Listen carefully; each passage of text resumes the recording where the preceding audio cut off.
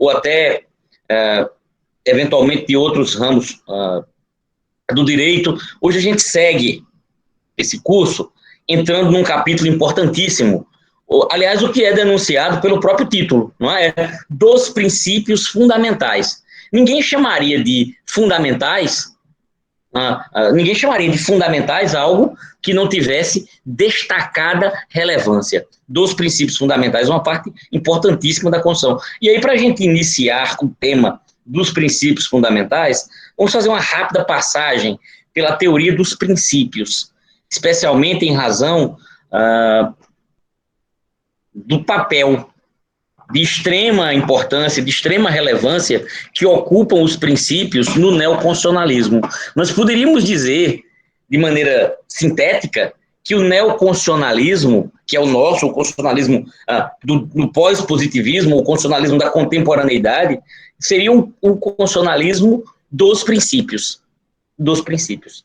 Assim como o positivismo teve no constitucionalismo moderno a lei como expressão da segurança jurídica e da liberdade, no neoconstitucionalismo nós temos nos princípios o ponto de equilíbrio do sistema jurídico, do sistema normativo, no sentido de que os princípios têm carga axiológica e são fontes das quais emana o direito.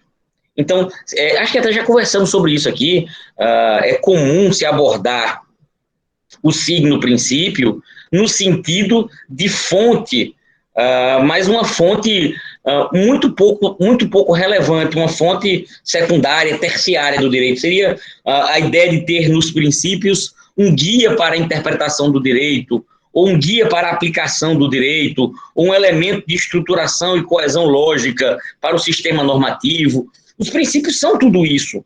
Os princípios são faróis que apontam para uma direção, para um sentido, claro que sim. Não estou negando a importância dos princípios para o processo de interpretação e, consequentemente, de aplicação do direito. O que estamos dizendo é que os princípios não são só guias para a aplicação, eles são direito. Os princípios não são só pautas, conselhos interpretativos que nos ajudam a compreender e, consequentemente, aplicar o direito. Eles são direito, podem ser direta e imediatamente aplicados. Dos princípios, nós já conseguimos extrair, já lhe Pablo, já falo com você, dos princípios nós já podemos extrair direta e imediatamente consequências, comandos normativos que devem ser seguidos, ou seja, os princípios têm vinculatividade. Estamos vinculados ao cumprimento dos princípios. Não porque devemos cumprir os preceitos como se de ordem moral ou de ordem religiosa, também devemos cumpri-los, mas esses dependem do nosso nível de adesão. Os princípios normativos, não. Eles imantam o direito e são vinculantes, assim como as demais espécies do gênero norma.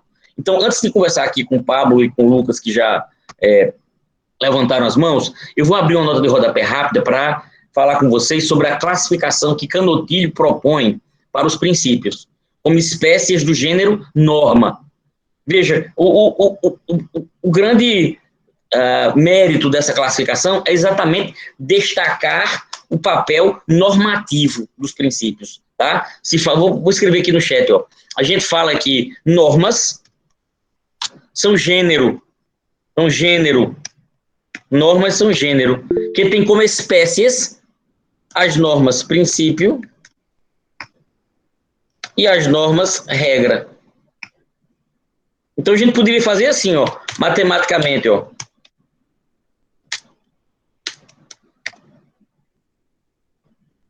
Tá? Tem normas do tipo princípio e normas do tipo regra. Todo mundo entendendo? Tá claro? O que é que essa classificação deixa muito induvidoso para nós? Princípios são normas. Então, para com aquela ideia positivista ao extremo de que apenas as normas positivadas, com preceito normativo fechado, escrito, promulgado formalmente, são normas jurídicas. Os princípios também são normas, estejam explícitos ou latentes, imantando o sistema. Tá? Então, princípios são espécie do gênero norma. Aliás, Celso Antônio Bandeira de Mello chama os princípios de mandamentos nucleares do sistema. Mandamentos nucleares do sistema estão onde no sistema? Você pode pensar em mandamento nuclear de duas formas. Primeiro, o nuclear já nos dá uma ideia de excessiva energia, não é? Muito peso, professor, muito impacto. Estamos em guerra agora no mundo e morrendo de medo de que essa guerra se transforme numa guerra nuclear. Poderia ser o fim da humanidade, não é? É um pensamento aterrorizante que, examinando o nível de preparação nuclear para as guerras que estamos construindo nos últimos anos, até em certa medida refreamos um pouco isso, mas já estávamos num nível tão perigoso que se disse, não sei como será lutada a Terceira Guerra Mundial. Havendo uma Terceira Guerra Mundial, não sabemos como ela será lutada. Tamanho potencial dos artefatos nucleares construídos. Porém, em havendo uma Terceira Guerra Mundial assim, dá para se prever como será lutada a quarta. Será com paus e pedras. Usa com paus e pedras, não é?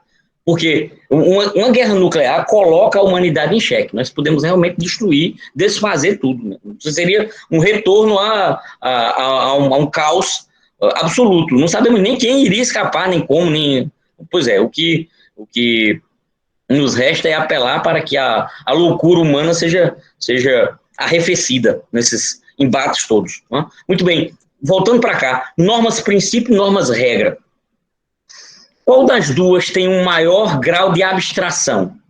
As normas princípio ou as normas regra? Aí já vamos fazer como Dworkin e Carrió, a tentativa de diferenciar norma princípio e norma regra. Quem tem maior grau de abstração? Uma norma princípio ou uma norma regra? No chat, bora. Todo mundo sabe. Muito bem, isso aí, isso aí. Deixa eu perguntar em sentido contrário. Quem é mais especificada? Quem está mais fechada?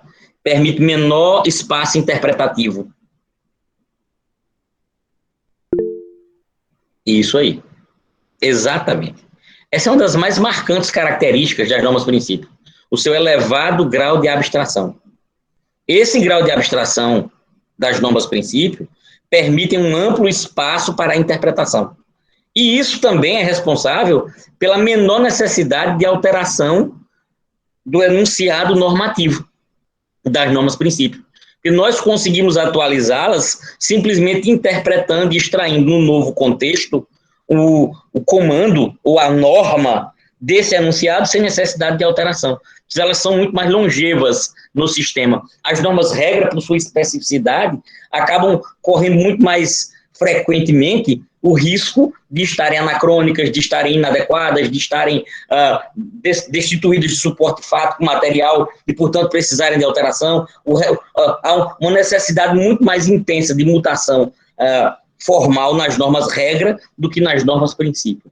Por exemplo, Jesus Cristo, quando andou entre nós, enunciou um importantíssimo conselho: amar ao próximo como a si mesmo. Não é? Na verdade, teologicamente, depois ele até ampliou isso, dizendo: amai-vos uns aos outros como eu vos tenho amado.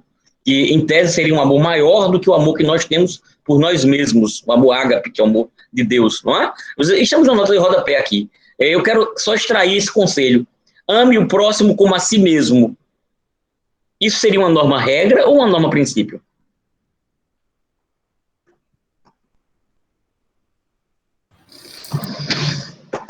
Perfeito, uma norma princípio, não é? Porque tem muita abertura, não tem não? Amar ao próximo como a si mesmo vai lhe permitir, em muitos casos concretos, extrair diferentes normas dessa mesma norma, não é? De diferentes comandos. O que eu devo fazer? Não, eu devo fazer isso, não, devo fazer isso, não, devo fazer isso. Se eu amar o próximo como a mim mesmo, isso. Esse é um excelente código de conduta, não é não? Uma norma dessa já pode pautar a sua vida inteira. E se a gente, de fato, seguisse, já teríamos aqui um excelente guia que iria conter e ordenar muitas condutas de maneira a reduzir muitos conflitos, reduzir muitos os embates, as ofensas ao próximo, etc. Não é? Mas é uma norma princípio. É por isso que ela está atual.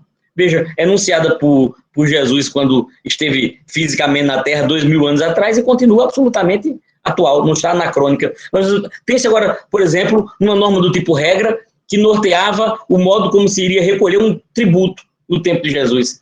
A gente já havia impostos ali, não é? Sustentava-se o Estado por tributos. às vezes cobrado de maneira bem desarrazoada, mas uma parte da produção in natura, normalmente, ou isso ou aquilo. Veja, o Código Tributário, aspas, de então, mudou muito ou poucas vezes de lá para cá? Centenas, milhares de vezes, não é? Professor, exemplo, a Assim como Constituição ainda hoje Americana. continua o tempo todo mudando, não é? Se você pensar na legislação tributária, que é muito rica em normas do tipo regra, nós precisamos alterar a alíquota de imposto, a base de cálculo, criar isenções, reduzir, aumentar, colocar isenções, imunidades, etc. Tem uma legislação extremamente complexa que o tempo todo fica mudando. Só para exemplificar, não é? Deixa eu ver aqui na sequência quem abriu as mãos. Ainda tem uma outra diferença que eu acho crucial sobre normas regras e normas princípios, mas eu vou, para não alongar muito a conversa e me afastar das perguntas, eu acho que vocês lembram a sequência?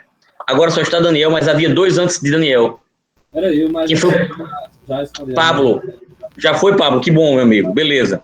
Depois de Pablo... Quem? Lucas. Pois não, Lucas. Na verdade, também sobre o assunto de hoje e da semana passada. Tá. Uma vez o senhor disse que os princípios têm caráter vinculativo. Sim, sim. Só que semana passada a gente viu que o preâmbulo é um enunciado dos princípios fundamentais da Constituição, mas ele não tem caráter vinculativo. Isso, Lucas. É uma boa pergunta. O preâmbulo per si não é um elemento normativo do ponto de vista formal. Não sei se você recorda que até coloquei que o preâmbulo é dotado de uma vinculatividade imediata, porque os princípios e valores nele enunciados são vinculantes. Por mais que ele apenas tenha um caráter de declaração e, portanto, exprima o compromisso com aqueles princípios e com aqueles valores, o Supremo Tribunal Federal interpretou do ponto de vista formal nossa Constituição e entendeu que o preâmbulo, por não ser articulado constitucional, não teria ele próprio vinculatividade, o que não significa que os princípios ali contidos não sejam vinculantes. E eles são repostos ao longo do texto constitucional. Ou seja, tudo que está posto no preâmbulo, que resume a Constituição, reaparece na Constituição adiante e ainda de modo muito mais desdobrado. Ok? Apenas o preâmbulo, como elemento, não é formalmente normativo. Mas os princípios e valores ali postos o são e estão na própria Constituição em seguida, como a gente vai ver. Daniel. Bom dia, professor. Desculpa. Bom dia, meu amigo. Lhe atrapalhar antes, porque eu nada, que é isso. Dar um espaço entre uma fala e outra, aí ia dar só uma contribuiçãozinha. É um exemplo da Constituição americana, né, que ela é um pouco abstrata e cada estado e cada distrito vai fazendo sua Excelente, Daniel, uma boa lembrança. Vou usar a sua intervenção para extrair uma conclusão ainda um pouco mais abrangente que a que você nos faz lembrar. A Constituição americana é um exemplo de Constituição sintética. Esse modelo de Constituição sintética é exatamente o modelo de uma Constituição eminentemente principiológica. E é exatamente por isso que nós conseguimos enunciar com pouco, Lucas. Tão mais principiológico e mais aberto seja determinado texto normativo, e quanto menos nós precisaremos detalhar o enunciado para normatizar. Então, as constituições sintéticas são principiológicas. Não estou com isso dizendo que as constituições dirigentes não tenham princípios, como é a nossa, por exemplo, uma constituição extensa ou dirigente, claro, permeada por princípios. Se a gente fizesse, acho que até já fiz aqui isso, metaforicamente a pirâmide kelseniana aqui, colocássemos a Constituição no topo, nós já vimos que o grau de abstração cresce para cima, não é? No sentido de que a Constituição seria a mais abstrata de todas as normas que compõem o sistema jurídico positivo. Mas a nossa, apesar de abstrata, também se faz muito concretizada em razão da sua extensão. Então, nós temos muitos enunciados normativos postos sob o signo de normas regra na Constituição, bem específico mesmo. Poderíamos fazer aqui, como pronunciou Willy Santiago Guerra Filho, uma sequência de que das normas princípio, Willy Santiago Guerra Filho diz em Auto Poesia do Direito que os princípios são um ponto de inflexão normativa. Dos princípios, as normas se desdobram, as normas regra. Não é? Então, em razão de um certo princípio, e uma norma do tipo princípio, muitas vezes nós vemos várias normas do tipo regra. Tá? Por exemplo, no direito do trabalho, princípio da proteção ao polo hipossuficiente da relação. Em razão dessa norma-princípio, que vai trazer diretamente consequências, o juiz deverá julgar algo favoravelmente ao empregado na dúvida pelo princípio da proteção ao polo hipossuficiente. Mas, em razão desse princípio, as consequências normativas não se esgotam aqui. Tem um sem número de normas trabalhistas que tem sua raiz teleológica nesse princípio. Por exemplo, sobre os meios de prova facultados ao empregador e os facultados ao empregado, a exigência de um salário mínimo, a exigência de uma pré-definição normativa do valor para as horas extraordinárias, a limitação legal da duração da jornada, o FGTS, o aviso prévio, a punição para despedida arbitrária sem justa causa, e aí um conjunto enorme. As regras sobre salubridade no ambiente de trabalho e de combate à periculosidade no ambiente de trabalho, o soerguimento de um sistema previdenciário, um conjunto de proteções enorme que estão teleologicamente ligados a esse princípio da proteção ao polo hipossuficiente na relação trabalhista.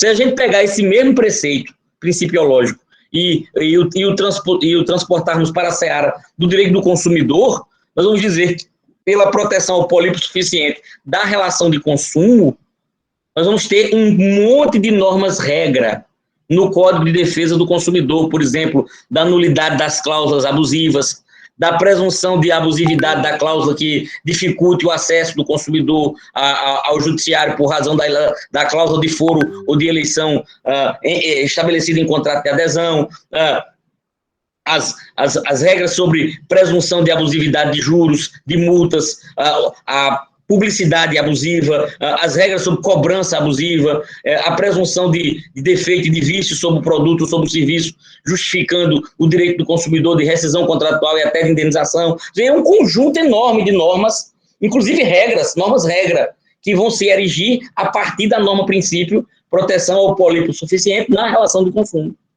Um princípio como a presunção de inocência provoca diversas consequências processuais, para além da própria presunção de inocência em si. Por exemplo, regras sobre contraditório e ampla defesa, sobre direito de oportunidades diferentes ao longo de uma caminhada processual de produção de prova, dever de fundamentação das decisões judiciais, a obrigação de que uma ordem de prisão, quando não dada em flagrante delito, seja de modo escrito e fundamentado, e apenas editável pela autoridade judiciária competente, e assim vai. Vocês já entenderam o que estou querendo colocar aqui. As normas princípios são muito mais abstratas, e elas, em geral, são centro de irradiação de várias normas do tipo regra. É por isso que o Ockham chama as normas princípio, ou os princípios, de supernormas. Seriam os standards para a solução dos hard cases. Não é? Os princípios são, de fato, o centro normativo do sistema.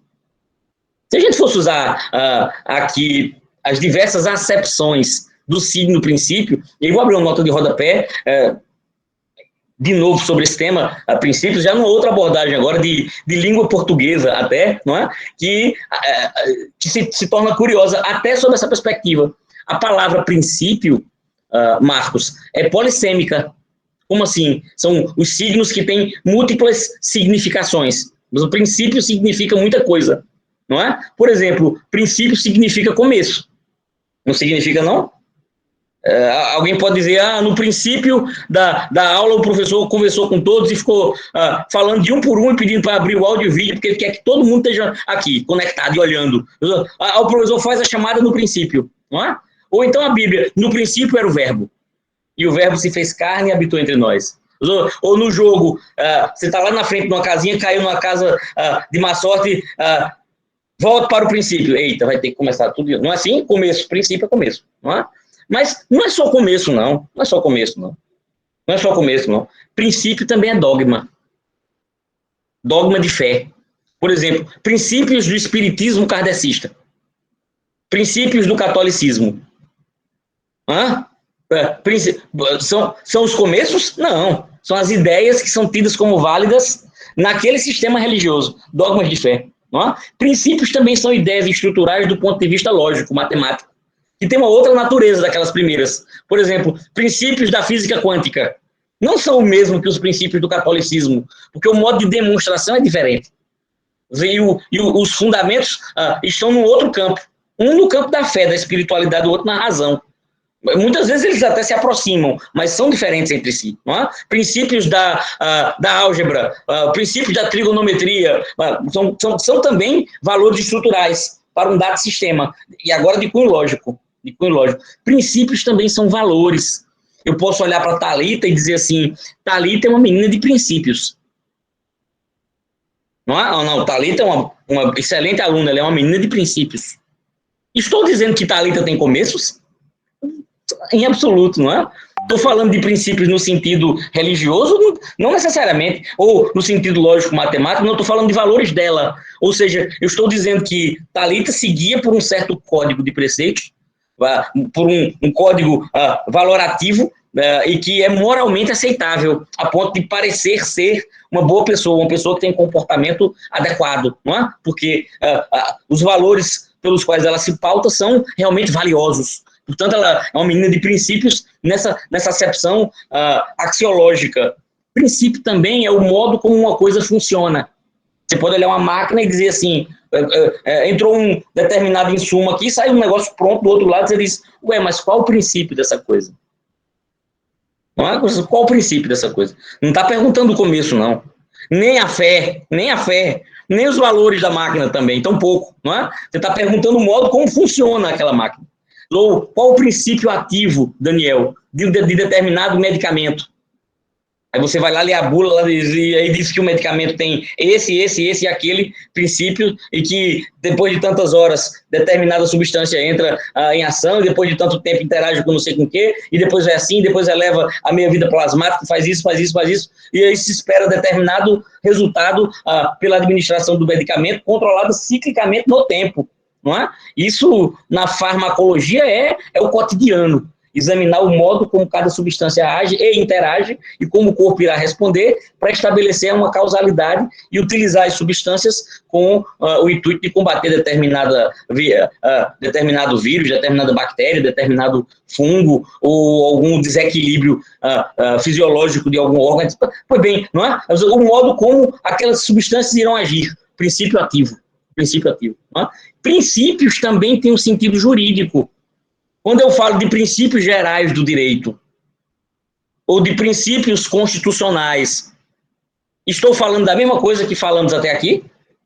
De começo, de fé, de matemática ou física quântica, ou de princípio ativo de medicamento, ou de princípio como invenção por trás de uma determinada máquina. É mais um sentido para a palavra princípio. Não é? Genaro Carrió e Dworkin saíram listando diferentes sentidos para o signo princípios. E o que tem em comum todos esses múltiplos sentidos? Em qualquer sentido que se aborde a palavra princípio, ela é sempre algo muito importante.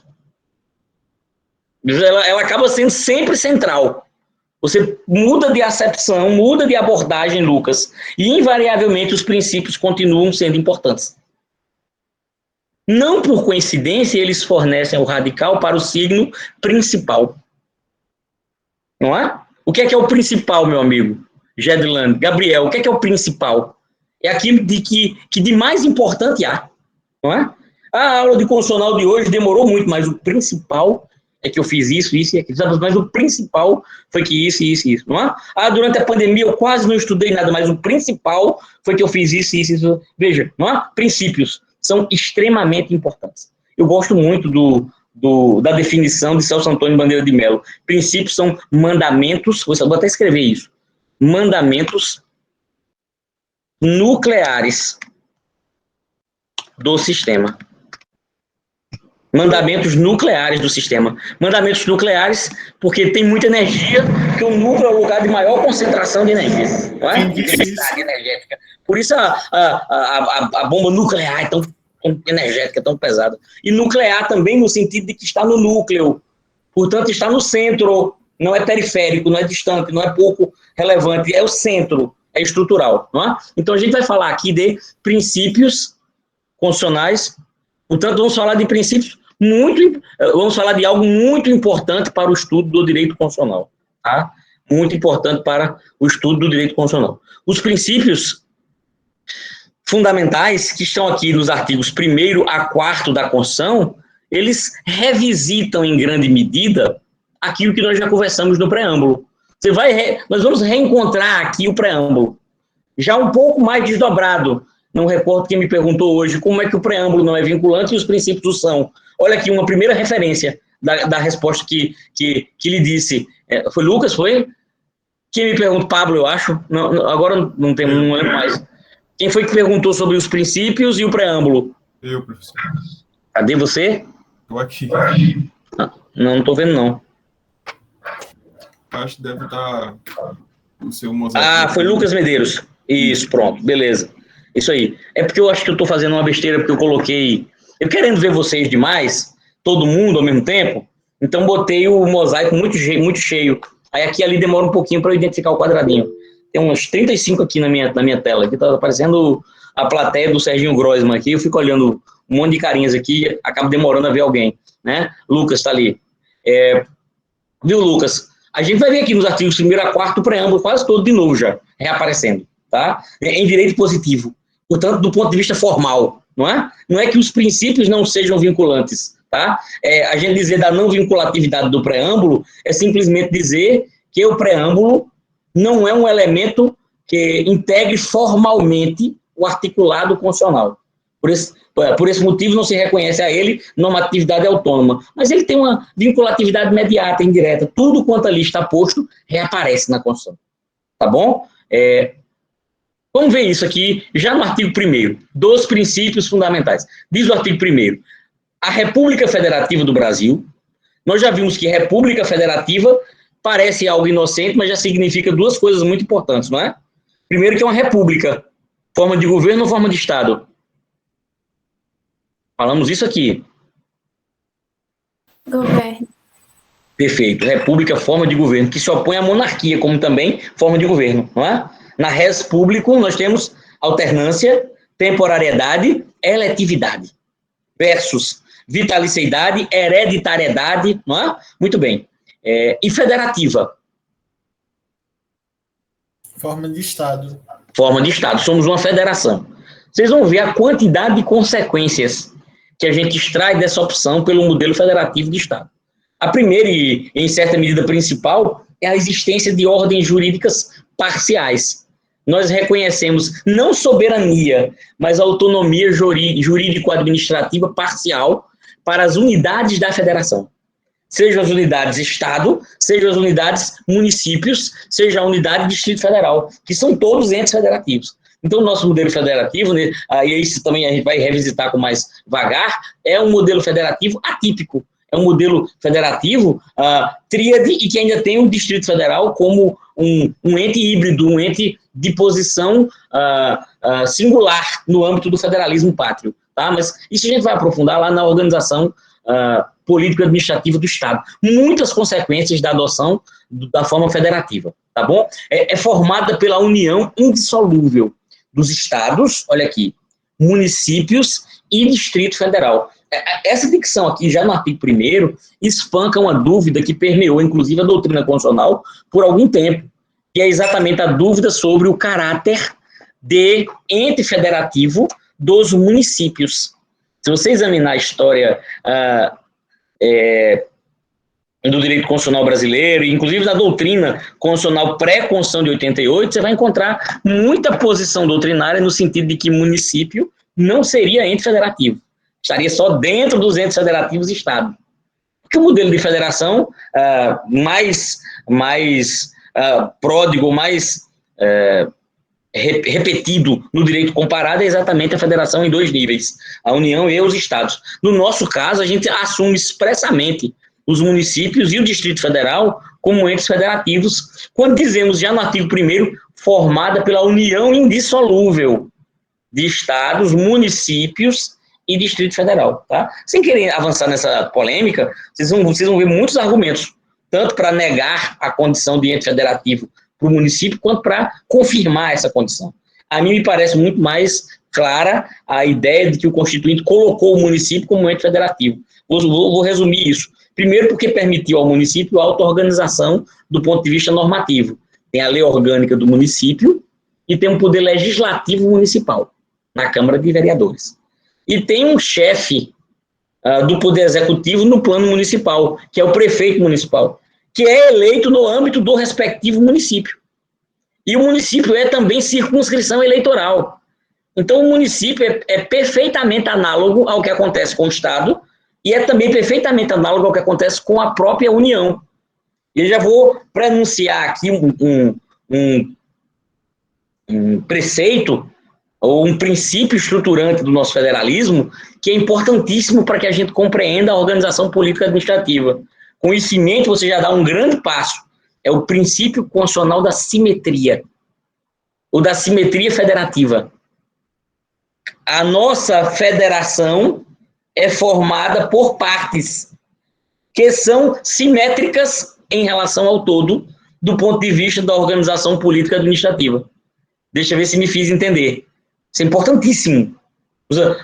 A União está para o Estado, assim como o município está para ambos, na organização política administrativa. Organicamente. Eu poderia dizer que na União temos o presidente da República, no Estado temos o governador, no município temos o prefeito. No geral, temos o Congresso Nacional como poder legislativo, no Estado temos a Assembleia Legislativa do Estado, no município temos a Câmara de Vereadores. No geral, nós temos a Constituição Federal, no plano estadual nós temos as constituições estaduais, poder constituinte, derivado, decorrente. No plano do município, nós temos a Lei Orgânica Municipal, que não é propriamente uma Constituição, mas é como se fosse. Não é? Nós temos separação de competências para iniciativa do processo legislativo. O que compete ao presidente da República no plano federal, compete ao governador no plano estadual, compete ao prefeito no plano municipal. Nós temos uma estrutura administrativa complexa no plano federal, composta de ministérios, órgãos, diversos servidores públicos e uma hierarquização, tendo no chefe do Poder Executivo, presidente da República, a condição de chefe da administração pública no plano federal. O mesmo se diga do Estado, com as secretarias estaduais, com os órgãos públicos estaduais, com os servidores públicos estaduais e com a hierarquização da administração pública estadual na pessoa do governador do Estado, que chefia a administração pública no plano do Estado, sem interferência sequer do presidente da República. Quem nomeia o secretário estadual de Educação é o governador do Estado, não é o presidente. Quem demite, exonera o secretário de Esporte e Cultura é o governador do Estado e não o presidente. Uma diretora de um grupo escolar municipal está sujeita ao secretário municipal de Educação, ao invés de estar ao estadual de Educação e ao invés de estar ao ministro da Educação. Está mais sujeito ao prefeito do que ao presidente da República, entendam. São diferentes níveis de poder. Você acabou de ser nomeado secretário de saúde do município de Pedra Lavrada, PB. Você respeita mais o prefeito do que o ministro da Saúde e do que o secretário estadual da Saúde. Você tem mais medo, aspas, do prefeito do que do governador e do presidente da República. Estão entendendo o que estou falando? Você é merendeiro no grupo escolar em Camalaú, pronto. Ele lhe tira da zona rural e ele bota na zona urbana. Ou ele lhe bota num grupo mais longe. Ou ele dá uma gratificação para você. Ou ele faz isso. O vereador fulano lhe indica. Não foi o senador Beltrano, não. Reparem, são diferentes níveis de poder. E são simétricos entre si. A União se estrutura de um modo que é modelo para a estruturação do Estado, que é modelo para a estruturação do município. É um todo formado de pequenas partes, que são todas elas simétricas com o próprio todo. Entenderam o que estou falando? Me lembrei de um poema de Gregório de Matos agora, não é? A parte não é parte sem o todo, e o todo não é todo sem a parte. Não sei, talvez vocês se recordem disso, né? Railma, alguém antes de Railma tinha levantado a mão? Eu vi várias mãos aqui, acho que foram subindo e descendo, acho que é porque acabaram se acomodando aqui com o que a gente está falando. Railma, quer falar, minha amiga? Pois não? Professor, só duas coisas. Porque eu não consegui entender o conceito geral da teoria do princípio da simetria. Então falou muito rápido. A outra coisa era isso. Se eu pudesse falar um pouco mais devagar, seria perfeito. Ah, tá bom. Eu vou tentar repetir para você, Railma. É porque realmente esse princípio é complexo, viu? A simetria nos diz que, em decorrência da nossa estruturação federal, as unidades que compõem a nossa federação são organizadas do ponto de vista jurídico-administrativo de modo simétrico entre si. Então, o município, estruturalmente, parece muito com o Estado, que, por sua vez, parece muito com a União. Então, nós temos o presidente da República no plano federal, o governador do estado no plano estadual, o prefeito municipal no plano do município. O Congresso Nacional no plano federal, a Assembleia Legislativa no plano estadual, a Câmara Municipal no plano do município. Todo mundo entendendo? O chefe do executivo pode editar medidas provisórias. Quem é que edita medida provisória no âmbito federal? Presidente da República. E se for uma medida provisória estadual, professor, quem é? O governador do estado. E se for municipal? O prefeito.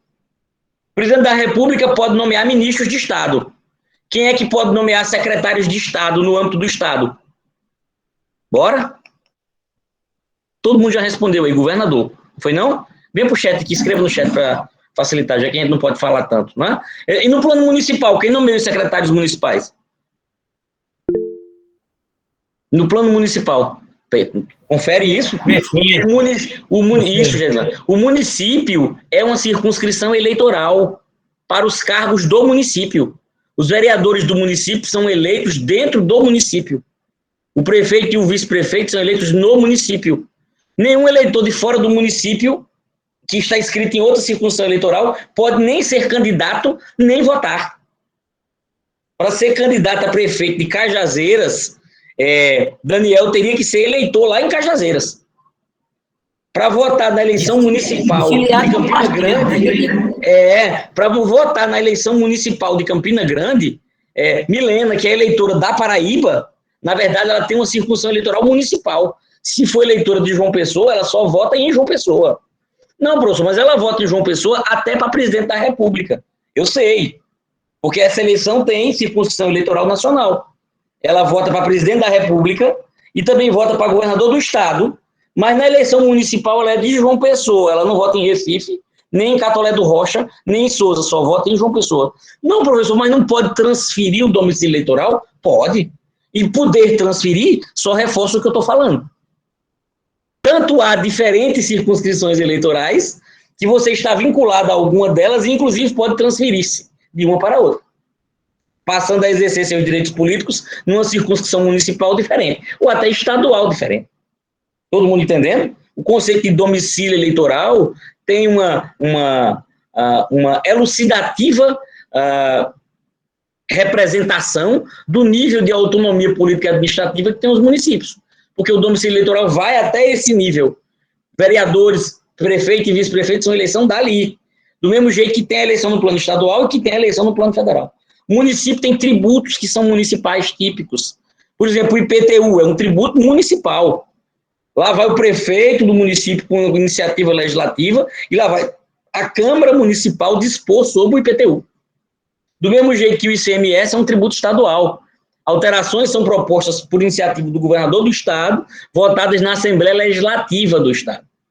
Do mesmo jeito que o imposto de renda é um tributo federal, e aí o prefeito municipal não pode fazer nada com o imposto de renda. O governador não pode fazer absolutamente nada com o imposto de renda. Todo mundo entendendo? Porque são tributos federais. Iniciativa seria de quem? Do presidente da República. E a deliberação seria onde? No Congresso Nacional. Todo mundo entendendo? Você tem orçamento próprio. Você vai estudar direito financeiro, vai estudar orçamento público. Tem um orçamento público, lei de diretrizes orçamentárias, lei orçamentária anual, um orçamento para a União, um orçamento para o Estado, um orçamento para o município. Fecha a nota de rodapé imensa, senão a gente esgota muito da unidade que vem a seguir, que é organização política e administrativa, já hoje. E isso tudo só porque a gente extraiu a consequência do República Federativa do Brasil e União Indissolúvel de Estados, Municípios e Distrito Federal. Veja que um leitor mais apressado poderia ler esse dispositivo com muita singeleza, né? Parece que não está dizendo nada, está só dando nome às coisas. A República Federativa do Brasil é só o nome do Estado brasileiro, não é? É formada pela União Indissolúvel de Estados, Municípios e Distrito Federal, não está dizendo nada. Vê a quantidade de coisas que está se dizendo aqui. E tanto mais quanto se há por dizer na organização política e administrativa. Tá? É o mesmo que dizer assim, eu estudei separação dos poderes, executivo executa, legislativo legisla, judiciário julga, logo já estudei executivo, legislativo e judiciário, parabéns para você. Mas esse nível de abordagem é mais ou menos o da sexta série. Aqui a gente está precisando entender como funciona o Congresso Nacional. O que pode fazer um deputado, o que pode fazer um senador. Quais são as espécies normativas que há no nosso sistema jurídico positivo? Qual é o processo legislativo aplicável a cada uma delas? Qual é a participação do presidente da República no processo legislativo? O que é uma comissão de Constituição e Justiça? O que é uma comissão temática? O que é uma deliberação plenária? O que é o bicameralismo e que consequências tem isso no nosso processo legislativo? E se todas as espécies normativas necessariamente passam por ambas as casas? O que são resoluções da Câmara e do Congresso Nacional e do Senado Federal? Porque, na verdade, nós temos virtualmente 3 casas. Ainda há um Congresso Nacional, que é uma casa virtualmente a mais do que a Câmara e do que o Senado, que é o conjunto das duas. Porque tem muitas deliberações que são unicamerais. Repare, o Poder Legislativo tem 300 mil especificidades para a gente estudar. Dizer que ele legisla é uma beleza, mas não para nisso, não. Pelo menos não em direito. Todo mundo entendendo o que estou falando? Tá cabendo na nossa... A Constituição é o manual de funcionamento das instituições. É o manual de funcionamento do poder. O poder estatal está posto, distribuído e organicamente estruturado, e há a Constituição que diz como isso se fará. Por isso tem tanto detalhe para aprender sobre cada um deles. Mas a gente está sendo apresentado ao manual de funcionamento do poder do Estado e, por consequência, o manual de funcionamento das instituições, da nossa vida cotidiana. É extremamente concreto e extremamente útil. Talvez seja o que há de mais útil no direito para qualquer área. A gente diz assim, direito é um curso tão bom que qualquer pessoa de qualquer área deveria saber. Eu digo se pelo menos constitucional. Pelo menos constitucional. Tá claro? Todo mundo vivo aí, acordado? Railma quer falar de novo, diga minha amiga. Pablo também levantou, já lhe chamo, viu, Pablo? Oi, Railma.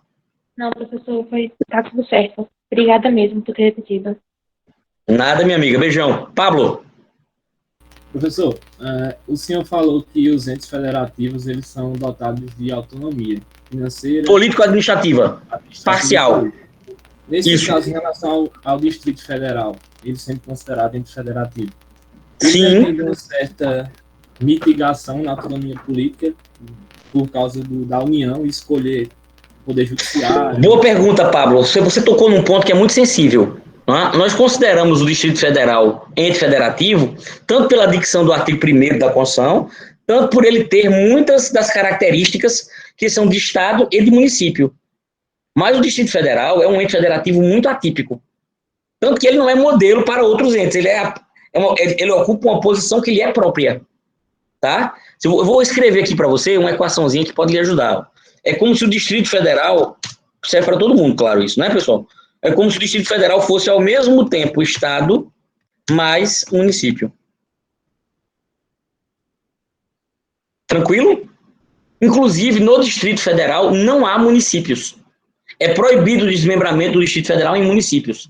Então, lá não tem câmaras municipais, não tem vereadores, não tem prefeitos municipais. O governador do Distrito Federal, que ocupa o GDF, é como se, ao mesmo tempo, fosse governador e prefeito. Eita, professor. As competências legislativas municipais e estaduais são todas exercidas no GDF. Entendeu isso? Então, nós temos uma Câmara Legislativa Distrital, que vale como Assembleia Legislativa e Câmara Municipal, ou Câmara de Vereadores, no DF. Mas a gente vai estudar isso lá adiante. Então, ele acaba tendo muito mais competências do que um município só, ou do que um estado só. É como se eles concentrassem o papel de estado e de município ao mesmo tempo. Em contrapartida, algumas competências estaduais no DF, pela sua condição de capital da União, de sede do Poder Central, algumas competências são subtraídas no DF e são colocadas para a União.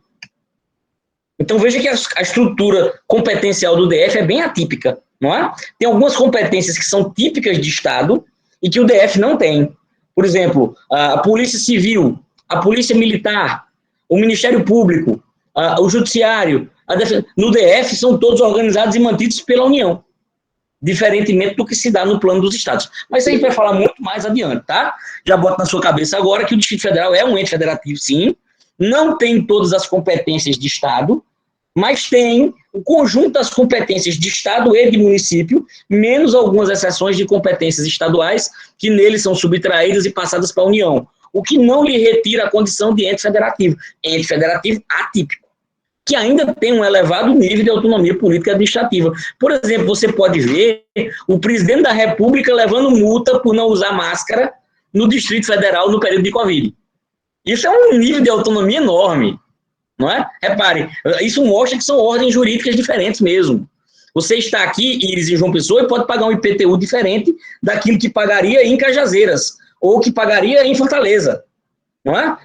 E, ao mesmo tempo, em Fortaleza, vai estar sujeito ao ICMS do estado do Ceará, que não necessariamente terá as mesmas alíquotas em todos os casos do ICMS de São Paulo, ou do ICMS do Rio de Janeiro, ou do ICMS do Piauí, ou do ICMS do Amazonas. Todo mundo entendendo o que estou falando? Nós temos ordens jurídicas parciais, essa é a característica de uma federação. Locais, regionais e gerais. Veja, o Estado ou a República Federativa do Brasil é diferente. Eu tenho uma raiva porque no teclado não tem o diferente. Vou fazer isso aqui como se fosse o diferente. É diferente da União. Eu devia ter parado na de rodapé, acabei abrindo agora uma outra pendência. Vê se vocês entendem o que estou falando. A União é só o ente federativo geral. A República Federativa do Brasil é a União, mais os estados, mais os municípios. Esse conjunto aí, e o Distrito Federal, esse conjunto aí é que é o Estado brasileiro. Todo mundo vive acordado? Não sei se está... professor, eu voei nessa parte agora. Por que a União é igual à República Federativa do Brasil? Já pensou nisso, Fernandinha?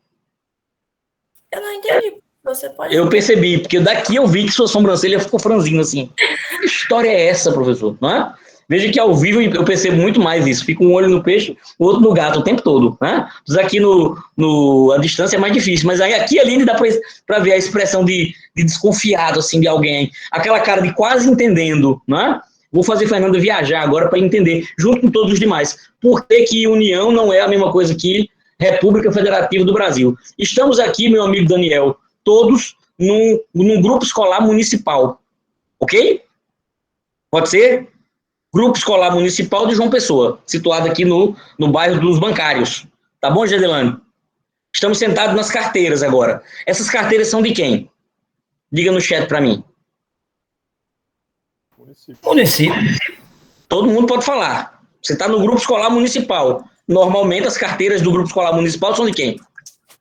São do município, não é? Lá tem um professor ou uma professora que está dando aula e recebe o salário do município. Ou não? Tem uma diretora da escola que é do município, que está ligada à Secretaria de Educação do município, não é? Muito bem. Num passo de mágica, nós agora estamos na UEPB. Fazendo direito na UEPB, professor. Eita! UEPB, tira o F e bota o E. UEPB, Universidade Estadual, não é? Pública, mas estadual. As carteiras onde estamos sentados agora são de quem? Do município de João Pessoa ou do estado da Paraíba? Concorda que são do estado da Paraíba? São ou não? Agora saímos daqui, da UEPB, e estamos na UFPB. Essa singela permuta de E por F nos tirou de uma instituição pública estadual, nos colocou numa instituição pública federal. E a carteira agora na UFPB é de quem? Da União, não é? Ou não? Todo mundo vivo, acordado? Confere? Peraí, mas as cadeiras da UEPB são da União ou são da Paraíba? E as carteiras do grupo municipal são de João Pessoa ou são da União?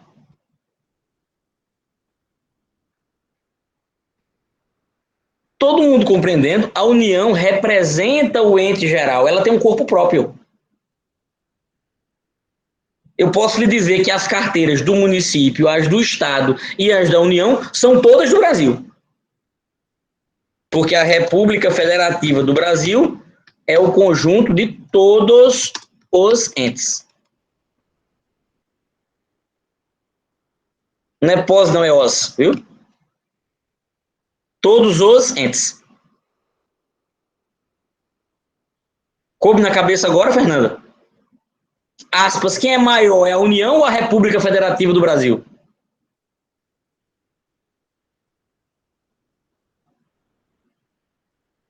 Tranquilo? A República Federativa do Brasil é o Estado brasileiro. A União é o ente federativo que representa o todo.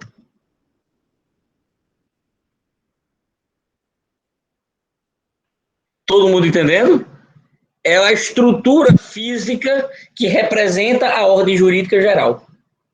Porque precisaria ter alguém que governe o geral, alguém que normatize no geral, alguém que julgue as demandas do geral, alguém que faça o orçamento geral, mas ao mesmo tempo respeitando a autonomia das partes que tomam parte da federação. Um todo não é... A parte não é parte sem o todo. E o todo não é todo sem as partes. Ô professor. Oi, meu amigo. O município é uma parte do Estado, né? E o Estado é a parte do todo, que é a União. Eu concordo com você, mas com um pequeno ajuste. O município também é parte.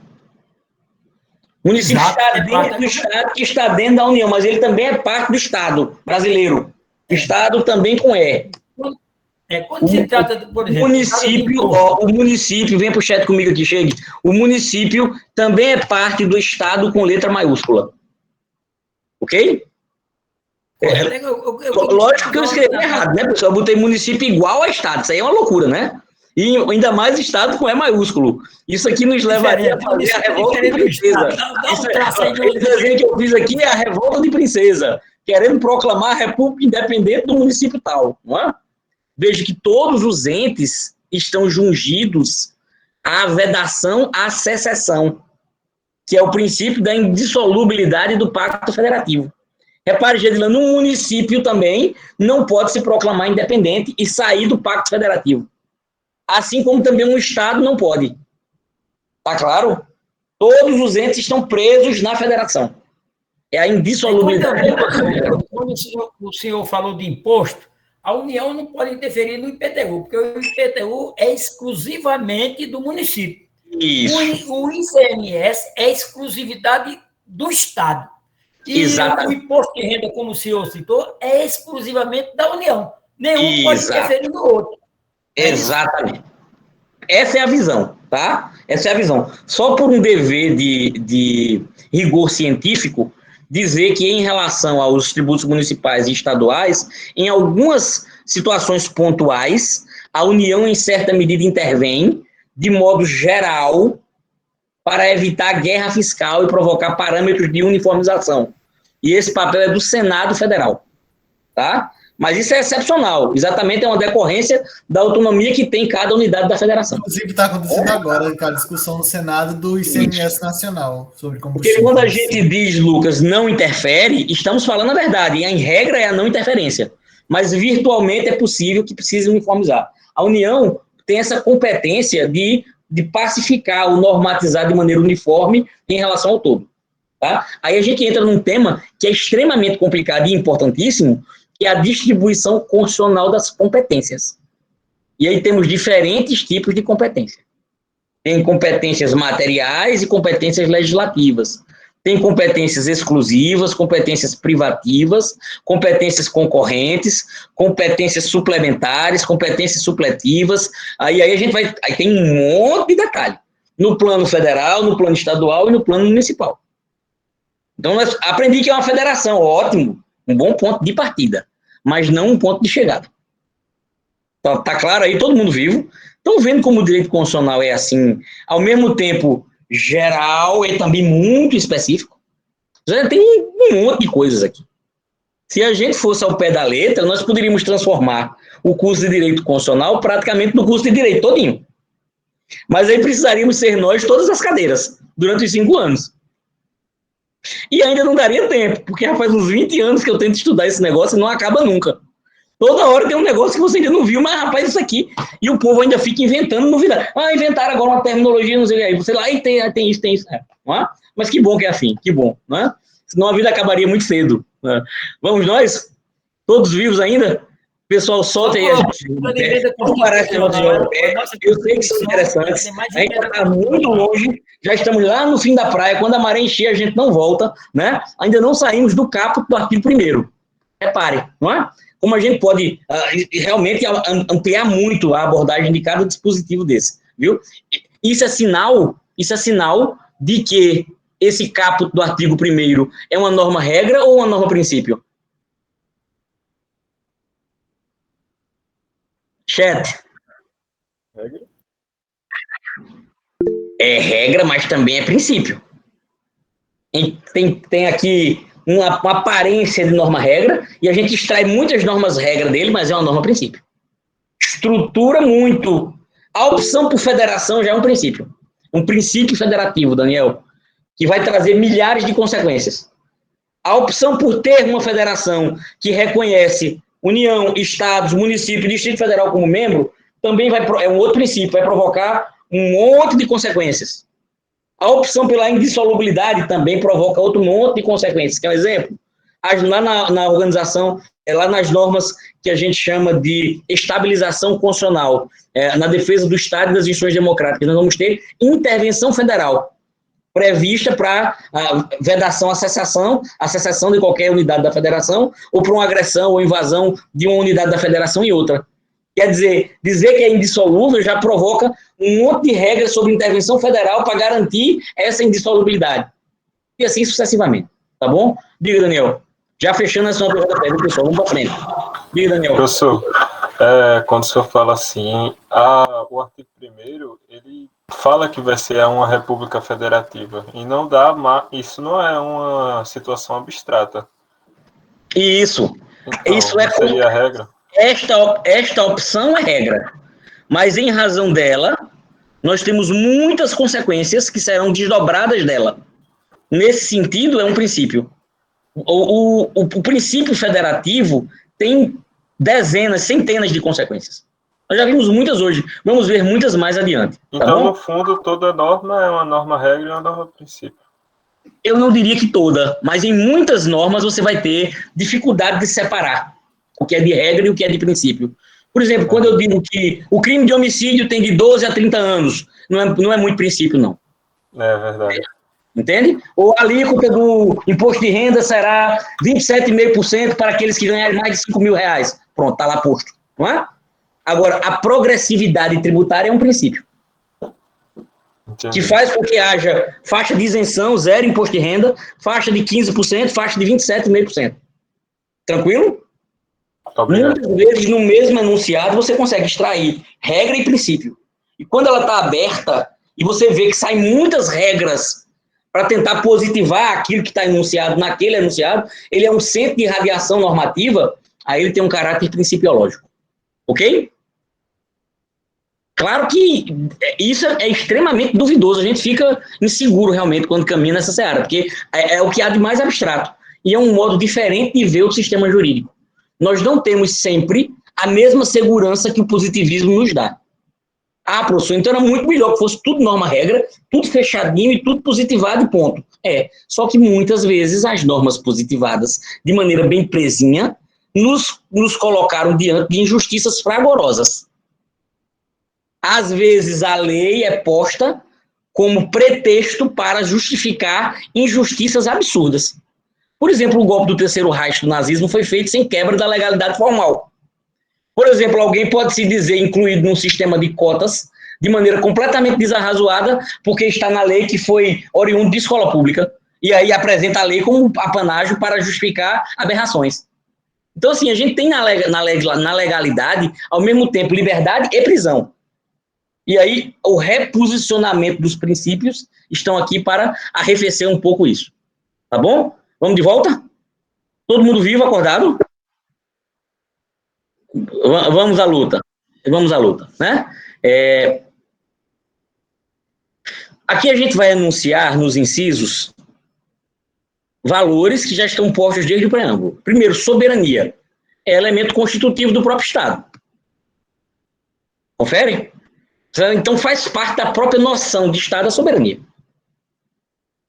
Isso já estava no preâmbulo? Estava, não é? Cidadania. Cidadania a gente pode desdobrar no sentido de titularização dos direitos políticos, o que é uma característica da República, porque para ter eletividade, temporariedade, alternância, e que a res seja público, ela tem que ser acessível e tem que ser dado, assegurado a todos os que tomam parte, são elementos subjetivos, pessoal, daquele Estado, o direito de participar da condução dos destinos políticos. Então, essa é a primeira acepção, uma acepção política, jurídico-política do signo cidadania, não é? Titularização de direitos políticos, isso é valor, é princípio, é fundamento da própria República Federativa do Brasil. Dignidade da pessoa humana. Digamos que seria um mega valor ou o ponto de encontro de todo o sistema de proteção dos direitos e garantias fundamentais. A dignidade da pessoa humana é a última ratio de todo o sistema de reconhecimento dos direitos e garantias fundamentais ao ser humano, dos ditos direitos humanos. Não é? Lá em direitos humanos, vocês devem ter estudado a diferença conceitual entre direitos fundamentais e direitos humanos, não é? E liberdades fundamentais. São muitos signos, às vezes, utilizados como sinônimos, mas que guardam diferenças conceituais e também terminológicas entre si. Não é? Quando a gente fala de dignidade da pessoa humana, estamos falando de ponto de encontro, de fundamento para todo um conjunto de direitos e garantias fundamentais deferidos às pessoas humanas. Não é? Por exemplo, as liberdades fundamentais são uma faceta da dignidade da pessoa humana, porque a necessidade de liberdade é humana. Os direitos sociais e as prestações positivas também são construtoras da dignidade da pessoa humana, porque sem intervenção do Estado para tutelar minimamente prestações positivas e diminuir as desigualdades, nós vivenciamos um período de liberdade com igualdade formal e, ao mesmo tempo, de extrema exploração do homem pelo homem. Um período de escravização assalariada na ausência de Estado. Não é? A exploração brutal que, evidentemente, ofende a dignidade da pessoa humana. E aí as gerações ou dimensões de irmandade, o fraternité, que seria os direitos transindividuais, também todos como última ratio, tendo como foco a construção de dignidade da pessoa humana, ainda que buscando tutelá-la de modo coletivo ou de modo transindividual. Não é? Dignidade da pessoa humana é um conceito que merece reflexão. Se houver tempo, eu conto uma história que é bem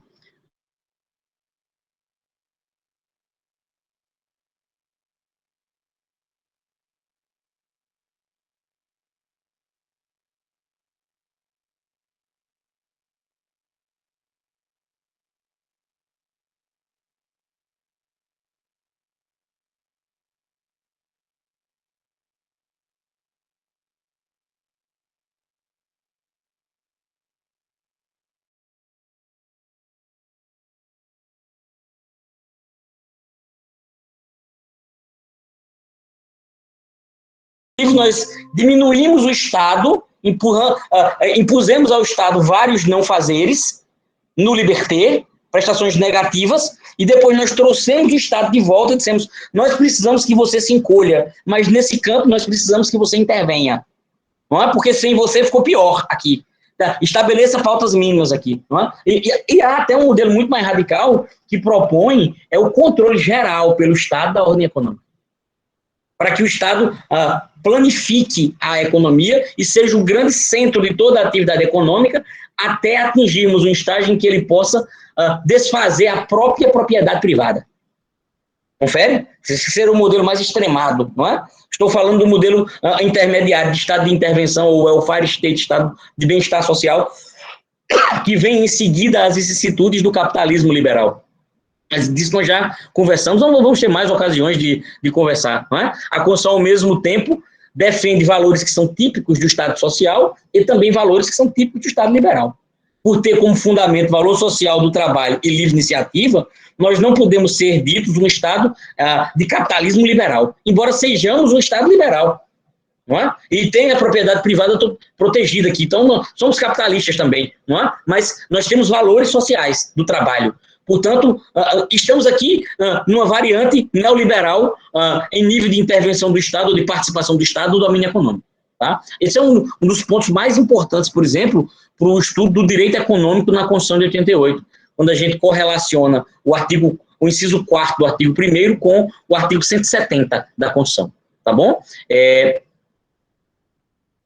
O pluralismo político, veja, sociedade fraterna, pluralista e sem preconceito. Lembra? Por isso a Constituição é ortodoxa ou eclética? No chat, rápido. Constituição ortodoxa ou eclética? No chat, rápido. Bora?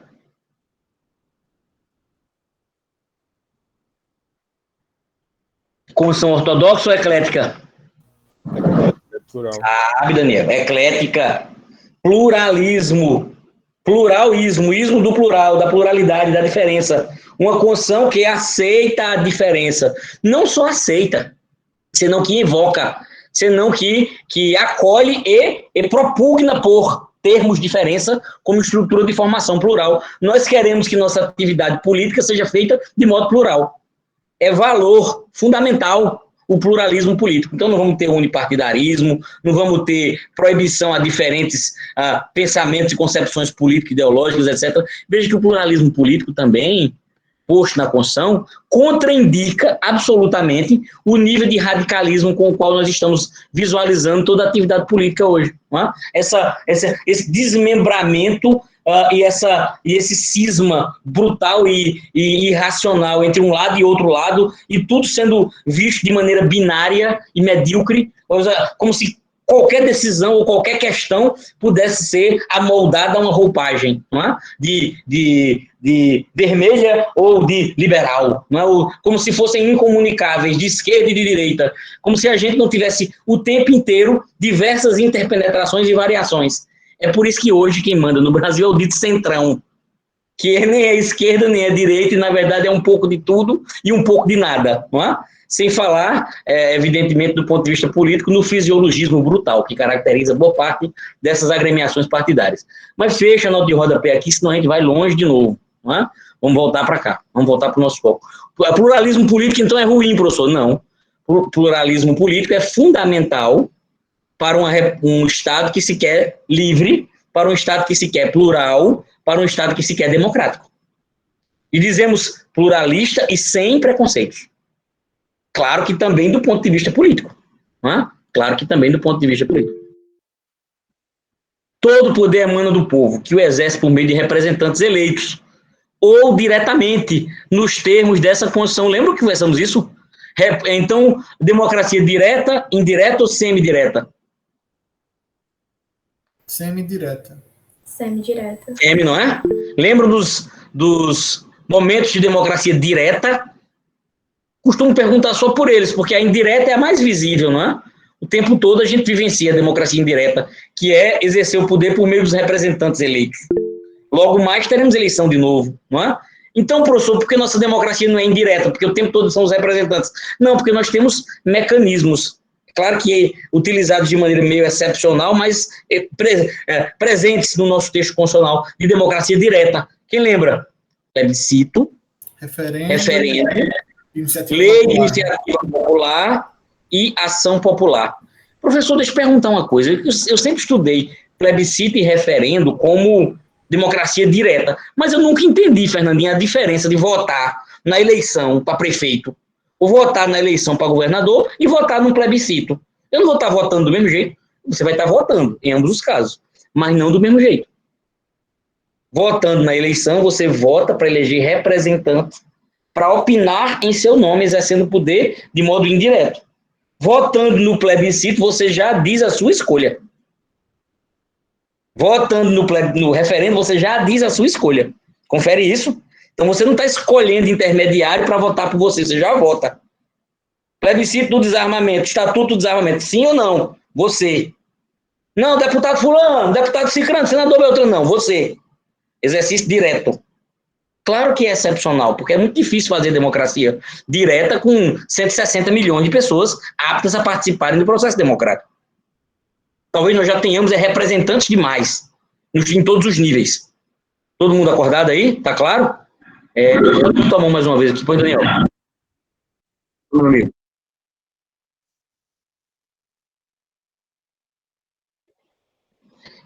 Eu vejo uma relação, Daniel, se a gente pensar nos partidos de maneira pura, institucionalmente. como algo fidedigno às suas cartas partidárias, como algo que efetivamente lute por valores e princípios que estão postos democraticamente de maneira válida. No Brasil é muito difícil aceitar isso mesmo, porque a gente vê os partidos sem identidade, não é? Sem coloração. Você vê o cara do PL e o cara do PSTU, e daqui a pouco parece que é a mesma coisa. A gente está no extremo do extremo do extremo. Tá? Mas eu entendi sua preocupação, faz todo sentido. Embora você... Uma coisa decorre da outra, não é? O pluralismo partidário é corolário do pluralismo político, que, por sua vez, são corolários do pluralismo estrutural, da defesa da democracia e da variação em todas as áreas. Do mesmo jeito que a pluralidade na esfera religiosa, que a pluralidade na esfera das opções sexuais, que a pluralidade das ideias científicas, que a pluralidade das manifestações artísticas, etc. Tá? São manifestações da liberdade, da não intervenção estatal, permitindo maior convivência e existência dos diferentes e das diferenças. Não é? Então, o pluralismo partidário está ligado ao pluralismo político. Embora o pluralismo político seja mais profundo do que ele. Ok? Vamos para frente. Artigo 2º. São poderes da União, independentes e harmônicos entre si. O legislativo, o executivo e o judiciário. Todo mundo já ouviu falar muito nisso, não é? A tripártida dos poderes. Já vem logo a mente Montesquieu, não é? Executivo, legislativo e judiciário. Na verdade, isso é uma técnica de limitação do poder. Viu? A proposição de tripartição dos poderes teve como elemento teleológico a ideia de estabelecimento de limites recíprocos. Por isso a gente escuta falar nos freios e contrapesos, check and control, ou check and balances, freios e contrapesos, não é? Para que os poderes se interpenetrem e se limitem entre si. A existência do executivo e do legislativo, em certa medida, limita o judiciário, a existência do judiciário, em certa medida, limita o exercício do poder executivo e também do legislativo. E, reciprocamente, eles se interpenetram. Qual é o objetivo aqui? Diminuir o absolutismo daquele que exercia um poder unitário sem subpartição. Embora o poder estatal seja único e indivisível, por definição, o poder do Estado é uma emanação da soberania do próprio Estado. Então, o judiciário do Estado é o Estado, o legislativo do Estado é o Estado, o executivo do Estado é o Estado, tudo é poder do Estado. O Estado, diante do cidadão, se agiganta com todas essas funções típicas. E nós separamos em diferentes corpos que se limitam e se harmonizam entre si. Para fazer justiça histórica, a construção teórica da separação dos poderes, além da tripartição proposta por Montesquieu, é importante referirmos também o 2º tratado do governo civil de Locke. Tá? A obra do governo civil de John Locke, no seu 2º tratado, propunha uma separação também dessas funções típicas do governo como técnica de limitação do poder estatal. Não por coincidência, essas ideias surgem no constitucionalismo moderno, que é um constitucionalismo liberal e que teve como grande legado o estabelecimento de instrumentos para limitação do poder estatal. Ok aí? Tá claro? Evidentemente que essa separação dos poderes também vai provocar muitas consequências, não é? Portanto, também é uma norma-princípio, viu? E no Brasil de hoje, uma extrema dificuldade em encontrar esse equilíbrio, não é? Aliás, isso é uma característica do neoconstitucionalismo também, viu? Provocar uma hipertrofia da atuação, uma hipertrofia aparente na atuação do Poder Judiciário. E aí a tese dos limites sobre os limites, que é extremamente complicadíssima. Inclusive, foi o meu tema de pesquisa de doutorado, exatamente o estabelecimento de critérios que equilibrem a separação dos poderes com a necessidade de construção jurisdicional dos direitos e garantias fundamentais. Então, a tese dos limites sobre os limites. Quem limita o limitador. Não é? Depois a gente pode abrir uma nota de rodapé e conversar mais a vagar sobre isso, que não é simples, não. Inclusive, alguns limites de natureza metajurídica. Não é? Muito bem. Artigo 3º. Constituem objetivos fundamentais da República Federativa do Brasil. Acho que todos lembram aí do Constitucional 1, a classificação das normas constitucionais quanto à eficácia, não é?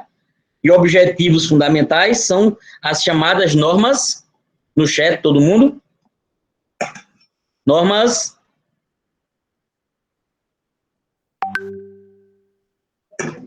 Eita.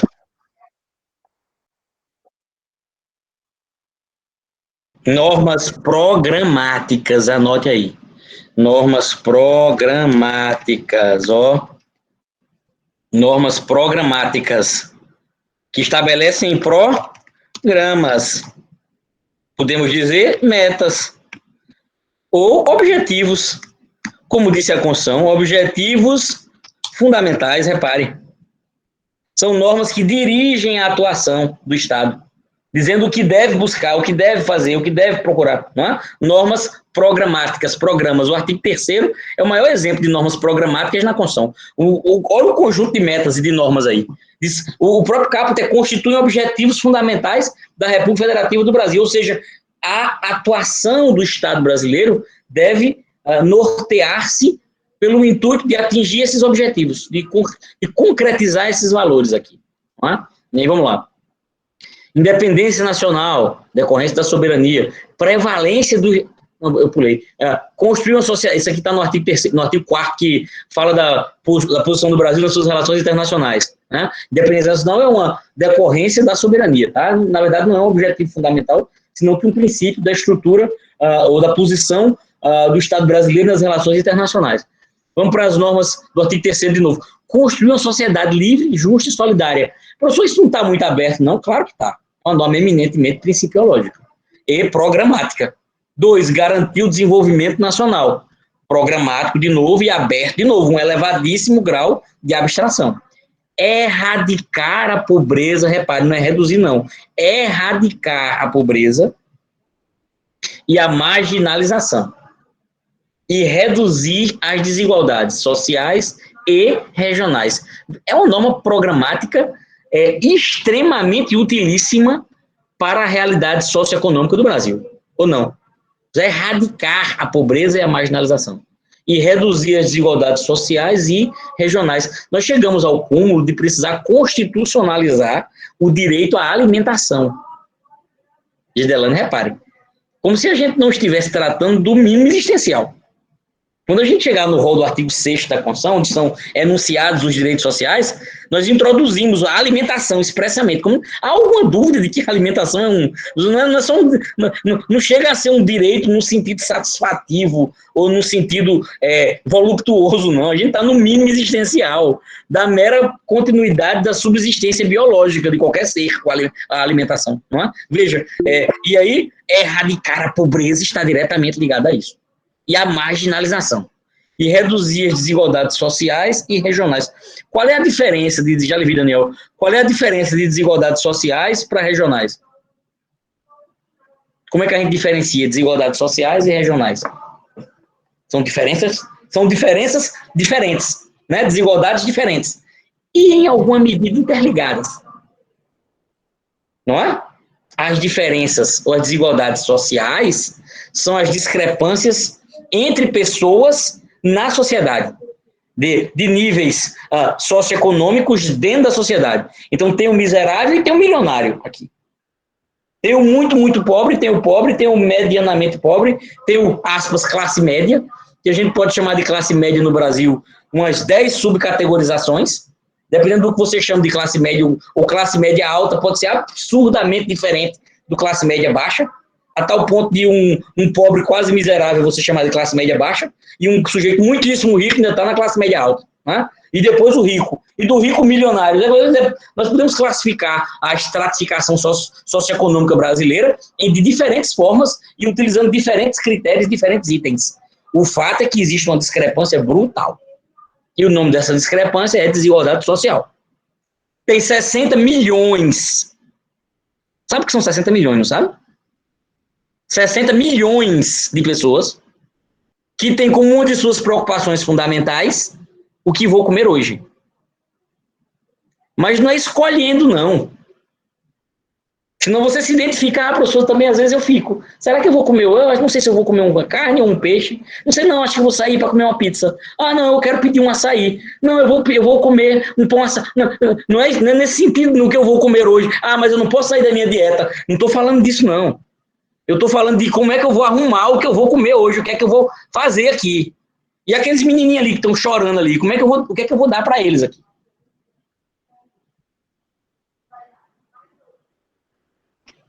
60 milhões de pessoas com essa preocupação, cotidianamente.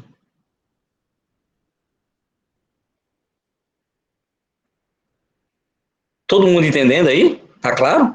E na outra ponta da lança, pessoas que não teriam motivo para se preocupar com a alimentação nos próximos 300 mil anos de vida. Neles e a família toda. E a gente precisa reduzir essa desigualdade. De alguma forma, provocar a inclusão, reduzir a marginalização no sentido de dar oportunidade de introduzir as pessoas, de fazer a ordem econômica um espaço de construção de dignidade. Lembra quando eu disse que dignidade da pessoa humana acaba sendo o ponto de encontro, como que uma espécie de pedra angular da proteção aos direitos humanos? Porque também, economicamente, a inserção e a não marginalização é oportunidade de construção de dignidade. A educação é uma importantíssima ferramenta construtora da dignidade. Mas todas ligadas à ideia de que a marginalização provoca injustiça brutal e tratamento absolutamente desumano. Não tem nada mais desumano do que a miserabilidade e a fome, não. E isso é muitíssimo desumano. E a gente está habituado a ver e a olhar com indiferença. Apesar de existir o tempo todo e num monte de gente. Todo mundo acordado e vivo aí, tá claro? A Constituição nos obriga a combater isso. Ela fala de erradicar a pobreza e a marginalização. Mas tem gente que pensa que erradicar a pobreza é matar os pobres. Tem um monte de pobres, tem que erradicar a pobreza. Termina de matar. Já é a proposta. Não é? Se não isso, é quase isso. De alguma forma se propõe. Não é? Muito bem. Vamos para frente. Senão eu entro no nó de rodapé de novo e não sei quando volto mais. Promover o bem... E sim, e as desigualdades regionais, claro, diferentes níveis de desenvolvimento socioeconômico entre as regiões do país, não é? E aí a gente precisa diminuir essas desigualdades regionais, tá? Ou seja, fomentar o desenvolvimento mais acelerado, facilitar a promoção do desenvolvimento, sobretudo das regiões norte e nordeste. Isso tem consequências em políticas públicas.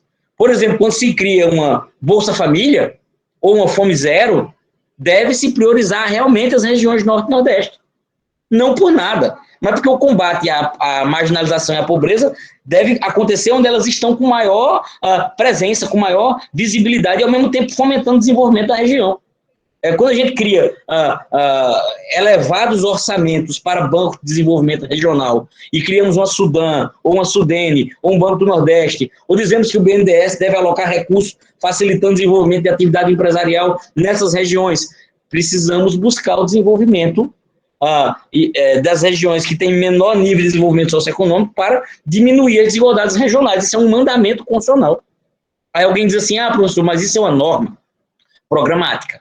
E nós aprendemos lá no Constitucional 1, pela classificação do professor do professor Zé Afonso da Silva, que as normas de eficácia limitada são do tipo eficácia limitada portadoras de princípio institutivo, eficácia limitada portadoras de princípio programático. Portanto, as normas programáticas são de eficácia limitada. Logo, elas não produzem efeito enquanto não forem regulamentadas. Parcialmente correto. Porque apesar de essa ser a definição da norma de eficácia limitada, ela não está apta à produção integral de seus efeitos enquanto não regulamentada, ela possui aquilo que o Rui Barbosa já chamou de eficácia proibitiva, ou aquilo que Vésio Crisafulli chamou de eficácia limitativo-negativa, que é exatamente a aptidão de, enquanto não se diz exatamente o que você deve fazer, pelo menos já lhe diz o que você não pode fazer. Não sei se entendeu. Olha para cá, Iris, para você entender isso. Tá pensando, a cabeça... Eu estou vendo a fumacinha sair assim. Olha para cá. Quando eu digo reduzir as desigualdades sociais e regionais, eu posso não dizer exatamente tudo que eu tenho que fazer. Por isso a norma de eficácia limitada.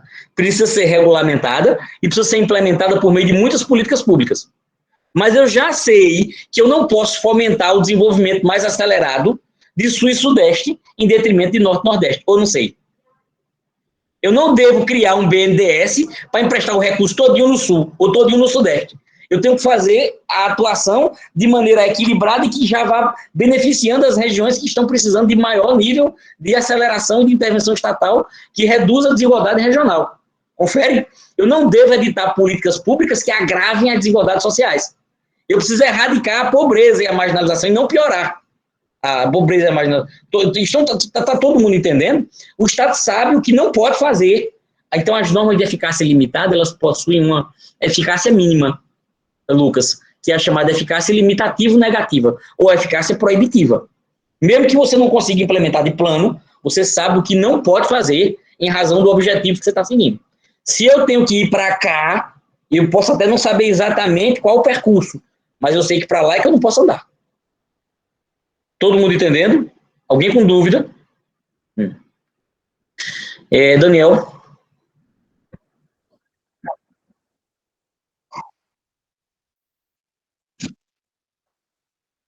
Isso. Tranquilo, meu amigo. Vamos seguir. Promover o bem de todos, sem preconceito de origem, raça, sexo, cor, idade e quaisquer outras formas de discriminação. Vamos retomar o tema da sociedade fraterna, pluralista e sem preconceitos, tá? Aqui. É um princípio, não é? Expresso. Aqui, positivado, tá? E nem precisaria ser, porque já é uma emanação, um corolário da dignidade da pessoa humana. E também da igualdade, não é? Muito bem. E também da liberdade. E também do Estado democrático de direito, porque democracia também é convivência dos diferentes de maneira harmônica, não é? Artigo 4º. A República Federativa do Brasil rege-se nas suas relações internacionais pelos seguintes princípios. Repare, agora a gente está falando do todo. A República Federativa do Brasil, que é o Estado brasileiro, que é o ente soberano, tá? Que se faz representar nas relações internacionais por meio de município, de Estado ou da União. Quem é que senta lá na ONU para representar o Brasil? São as autoridades dos municípios, as autoridades estaduais ou as autoridades da União? Mas a União é o Estado brasileiro todo ou ela é um ente federativo que representa o todo? O ente federativo. Perfeito aí? Todo mundo entendendo? Deixa eu dar uma consequência prática disso. Você já ouviu falar de advogados da União? Normalmente a gente lembra do ente, não é? A AGU. Que ao mesmo tempo é o ente e também é uma pessoa, no sentido de o advogado-geral da União, que é o chefe da Advocacia-Geral da União. Pode falar da Advocacia-Geral da União como instituição, que é composta por advogados da União, os AUs, né? E a gente, vou fazer o concurso para a AGU, aí pensa que passou para advogado da União, você virou AGU, virou não. Você é membro da AGU instituição. E você é administrativamente chefiado pelo AGU, que é o advogado-geral da União. Mas você faz parte da Advocacia da União. Tranquilo? Ao mesmo tempo em que tem uma Procuradoria-Geral do Estado, ou uma Advocacia-Geral do Estado, e tem procuradores do Estado, né? Ao mesmo tempo em que tem procuradores do município.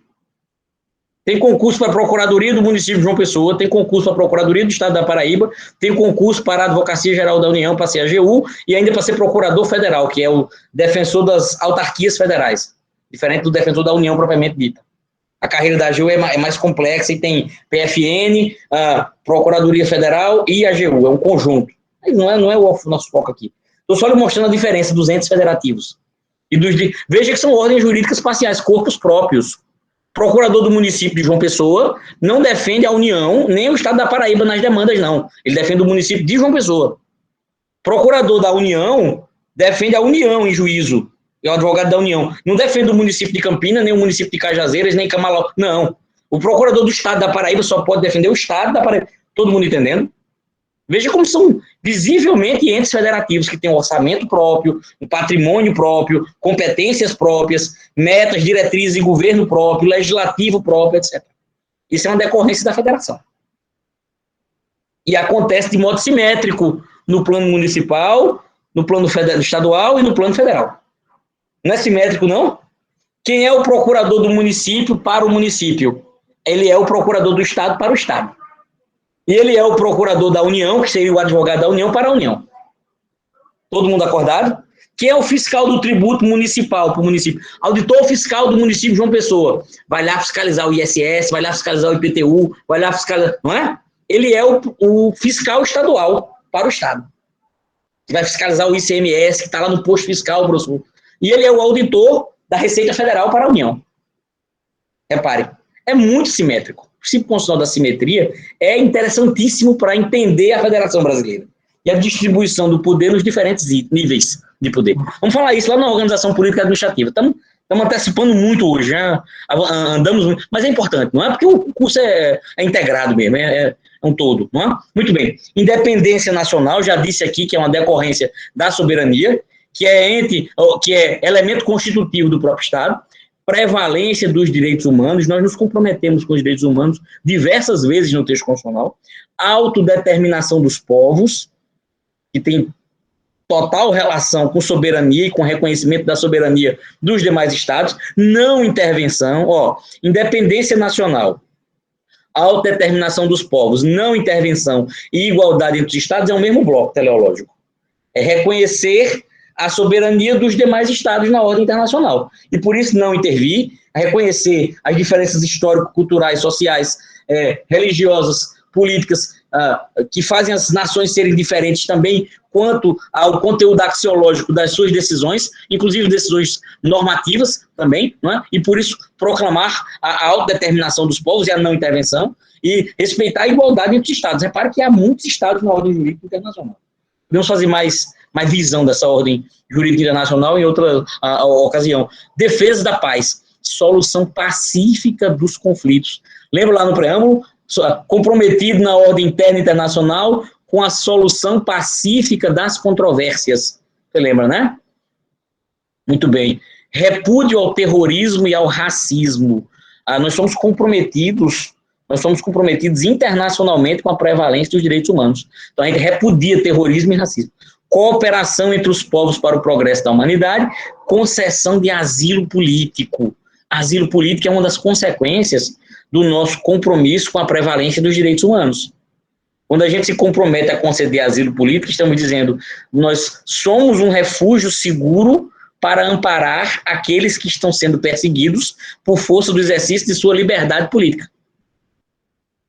Isso está na Constituição, tanto pelo compromisso com a prevalência dos direitos humanos no plano internacional, quanto por dignidade da pessoa humana, quanto por ter o Constituinte brasileiro fortes marcas decorrentes do período de ditadura militar, que obrigou muitos dos que depois se tornaram constituintes a conviver com a necessidade de buscar asilo em outros estados, fugindo da perseguição política e da ditadura militar no Brasil.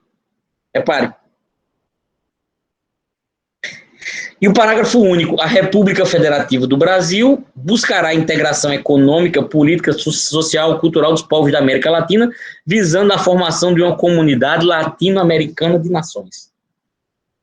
Esse é o fundamento de direito positivo para a busca pela integração da América Latina. Tá? Foi inclusive, um impulso do direito constitucional positivo para que nós aprofundássemos o Mercosul, que se desenvolveu fortemente na década de 90 e que ainda hoje vigora, mas não conseguiu aprofundar-se como um processo de integração de maneira, digamos assim, tão coesa, tão firme como acontece, por exemplo, com a União Europeia, que praticamente unificou-se como um grande Estado no seu bloco. Não é? Aqui nós temos o Mercosul, que é também um tratado de integração e era um mecanismo jurídico de unificação desses Estados, no nosso caso, com fundamento constitucional explícito. É um princípio que rege o Brasil nas suas relações internacionais, é buscar a integração econômica, social, cultural, política dos povos da América, não é? Mas a gente não conseguiu avançar de verdade ainda nesse objetivo, embora seja nosso compromisso constitucional buscarmos isso, e também dependemos de todos os demais estados, e na geopolítica mundial isso é muito complicado. Tá? Diga, Pablo. Professor, eu queria saber a diferença entre asilo político e refúgio político. O asilo político é um instituto político marcado no direito internacional como sendo um compromisso de proteção conferida por um certo Estado soberano a uma pessoa que busca sua tutela por perseguição política. Tá? Então, é um instituto juridicamente regulado, jurídico-político, que é referido nos textos internacionais. Tá? Nesse sentido, refúgio político está sendo colocado como sinônimo de asilo político. O instituto jurídico-político é asilo político. Agora, o refúgio é um termo muito amplo que significa busca por socorro, busca por lugar seguro, por guarida. Asilo é refúgio, tá? Etimologicamente, asilo é lugar seguro. Por isso que a gente pensa em asilo de idosos, asilo de doentes mentais, e aí asilo político. Asilo é lugar seguro, refúgio. E aí asilo político é refúgio que tenha por fundamento proteger alguém de perseguição política. Tá bom? Professor, Eu falei... Oi, Germano. Oi. No caso da Ucrânia, esse povo que estão saindo da Ucrânia, fugindo, que vai ser refúgio político, não? Não, refúgio ali é humanitário. Humanitário, não é asilo político. Não é asilo político. Mais de 2 milhões de pessoas que conseguiram sair da Ucrânia devido aos bombardeios. O asilo político. O asilo político. Isso, verdade. O asilo político impede a concessão de extradição. Exatamente porque ele é um refúgio protetivo contra a perseguição por crime político e ideológico. Tá claro? A condição de refugiado é uma condição emergencial, que decorre de uma vulnerabilidade. Às vezes, uma vulnerabilidade decorrente de um processo de exclusão econômica acentuado, de nível excessivo de desemprego, de tomada de poder por um grupo armado, ou de um processo belicoso. Tem muitos motivos para a existência de refugiados no plano internacional. Diga, Daniel.